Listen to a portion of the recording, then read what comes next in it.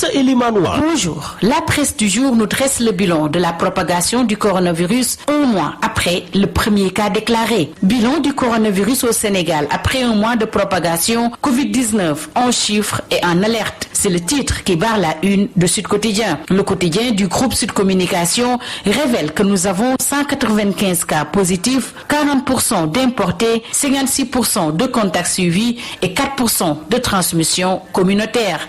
4% représentant une bombe à retardement selon le directeur du Centre des opérations d'urgence sanitaire, Dr Abdoulaye Bousso. Toujours selon notre confrère de Bourguiba, le chef de service des maladies infectieuses de Fann, professeur Moussa Seydi, indique que les patients guérissent plus rapidement avec l'hydroxychloroquine, mais, je cite, nous allons mieux faire en ajoutant de l'astromycine à ce traitement. Fin de citation. Mais le véritable combat est celui de la prévention, lance-t-il dans Direct News. Le Soleil titre sur les résultats rassure et donne la parole à professeur Moussa Seydi qui vante les vertus et bienfaits de l'hydroxychloroquine. Pour Dr Alpha Sall de l'Institut Pasteur, un dépistage massif ne se justifie pas pour le moment. Et professeur Momodou Bey du SAMU de rassurer en ces termes. Les structures de réanimation répondent aux normes internationales. Au niveau national, le dernier bilan à la date du jeudi 2 avril fait état de 5 nouveaux cas positifs, 10 malades guéris,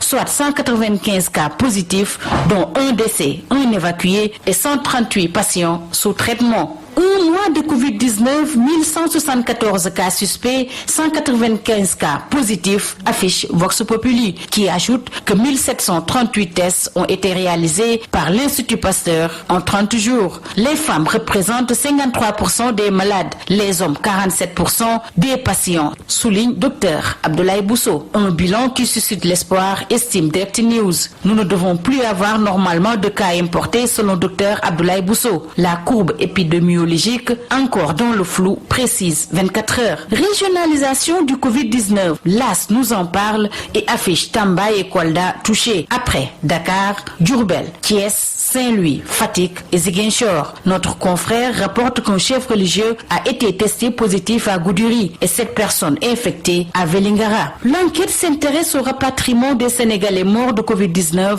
en Italie et titre sur 72 heures chrono. On compte depuis quelque temps des Sénégalais parmi les victimes du coronavirus en Italie et il se pose l'équation du rapatriement des corps, écrit Enquête. Des compatriotes disent être confrontés à des difficultés pour obtenir les autorisations de rapatriement auprès du consulat. Présidence et palais de la République, comment Macky Sall se protège du Covid-19. Les Échos éclairent notre lanterne. Le travail est échangé via les réseaux sociaux. L'essentiel des réunions en face à face ont été annulées. Le ministre de la Santé, Abdoulaye Diouf Sarr, est parfois reçu, mais l'essentiel des audiences ministérielles se fait par téléphone, précise Les Échos. Tribune titre sur impact négatif du coronavirus, les entreprises infectées. Le confrère diagnostique une toux sèche dans le privé et le secteur informel dans la tourmente. Le plan de soutien du président, très attendu. En attendant, la presse du jour rapporte que la Banque mondiale débloque 12 milliards de francs CFA et le Soleil ajoute que le FMI promet 132 milliards de francs CFA. Affaire de la cocaïne interceptée au port, main levée de la saisie opérée sur les navires Grande Nigeria et Grande Africa. Libération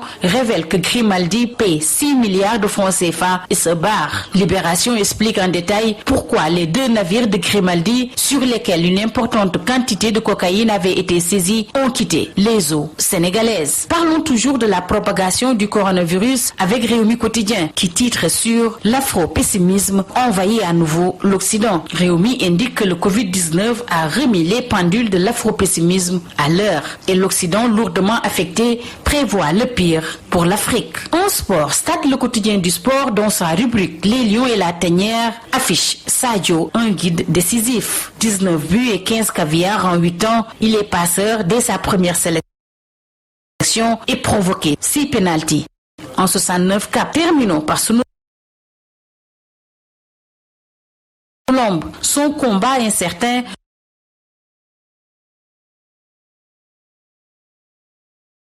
Modou Lo va-t-il lâcher Luc? C'est la question que se pose notre confrère qui signale qu'aucun contrat ne lie Modou Lo et Luc Nicolaï. Et si Gaston décroché, Balla, Modou de l'eau? Telle est l'interrogation de Sunu Lamb. C'est tout. À vos journaux et très bonne lecture.